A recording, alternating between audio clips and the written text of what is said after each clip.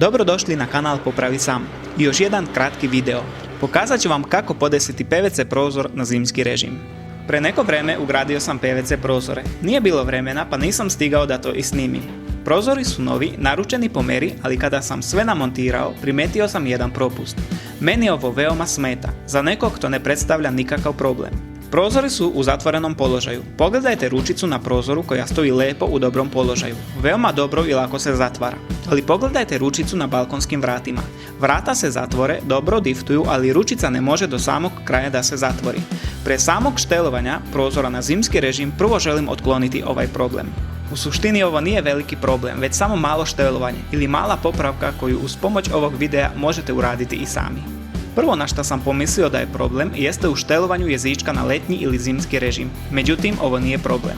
Otvorit ću vrata i pokazati da sam mehanizam blokira kvaku, koja onda ne može do kraja da se zatvori. Problem je u samom mehanizmu i probat ću da otklonim položaj ručice, da bude u vertikalnom položaju. Neću reklamirati firmu od koje sam uzimao prozore jer mislim da ovo nije neki veliki kvar, već samo greška u koracima ili greška majstora koji je sklapao okov na vratima. Reći ću samo da su vrata uzimana u kovačici, a što se tiče kvaliteta isporuke i saradnje, veoma sam zadovoljan. Ovdje se može primijetiti da mehanizam koji zatvara vrata ima još prostora da ide gore. Pošto je kvaka blokirana, mehanizam nije potisnut do kraja. Vrata su otvorena, a kvaka i dalje ne može da se zatvori do kraja. Pogledajte ovaj gornji deo mehanizma za zatvaranje. Ovdje je zapravo problem. Vidite rad jezička i možete vidjeti da je jezičak otišao do samog kraja i blokirao ručicu. Mehanizam ne dozvoljava da se kvaka zatvori do samog kraja. Ovaj deo okova ili mehanizma se šteluje, tako da ću skinuti šrafove i podesiti da mogu lepo zatvoriti kvaku. Kada je kvaka u zatvorenom položaju, svaki jezičak također treba biti u zatvorenom položaju. Ovo je unutrašnjost mehanizma koji se šteluje pomeranjem u žljeb. Skinut ću dole mehanizam da vam pokažem kako on radi. Kada sam skinuo ugao mehanizma, ručica je lagano išla do krajnje tačke. Pomeranjem ručice mehanizam se pomera levo i desno, a tako dobijamo otvoren i zatvoren položaj.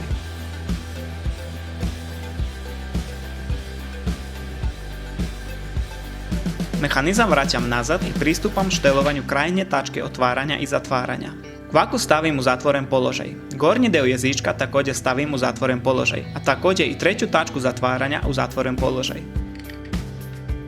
Kada su sve tri tačke u zatvorenom položaju, ubacim šipku mehanizma u same žljebove. Mehanizam drže nekoliko šrafova i to je to. Mehanizam je naštelovan i sklopljen, a sada pristupam podešavanju prozora u zimski režim. Na prozorima se nalazi jezičak, koji okretanjem može da bude u 4 položaja. Okretanjem jezičak se približava ili udaljava od prozora. Ovo podešavanje služi za zimski i letnji režim diftovanja gume i zatvaranja prozora. Mnogi kažu da novi PVC prozori loše diftuju, ali potrebno je samo malo podešavanje. Kako da proverite da li vam je prozor podešen na zimski režim? Stavite papir između štoka i krila, a onda zatvorite prozor i povucite papir. Ako ste papir lagano izvadili, to znači da vam je prozor naštelovan na letnji režim. Majstori uglavnom stavljaju na srednji režim zbog lakoće zatvaranja. Okretanjem imbus ključa vi pomerate položaj jezička. Ako niste zadovoljni diftovanjem, stavite jezičak u drugi položaj i opet papirom provjerite kako vrata diftuju. Obratite pažnju da vam svaki jezičak bude u istom položaju. Ako želite da prozor još više diftuje, stavite u treći položaj. Ovaj treći položaj je i zimski režim diftovanja. Želim da napomenem da pri podešavanju na zimski režim kvaka će zatvarati malkice teže, ali to znači da guma koja se nalazi na prozoru bolje diftuje. Drugo, nemojte ostavljati zimski režim u letnjim danima. Vratite u prvi položaj. Na taj način produžit ćete vek trajanja dift gume koja se nalazi na prozoru. Poželjno bi bilo jednom godišnje podmazati mehanizam radi lakšeg zatvaranja i otvaranja. Kada stavite papir i zatvorite vrata, vidjet ćete ogromnu razliku pri diftovanju gume. Kada ste podesili jezičak na zimski režim, sam papir će teže da se izvadi, a to znači da dift guma dobro diftuje. To bi bilo to u ovom kratkom videu. Kvaka je u dobrom položaju, a prozori podešeni na zimski režim. Ako vam je video bio koristan, zapratite kanal i lajkujte video. Na taj način pružate podršku kanalu. Vas ništa ne košta, a kanalu mnogo znači. Pišite vaša iskustva sa PVC prozorima. Rad kanala možete podržati donacijom preko PayPal računa. Pozdravljam i svako dobro!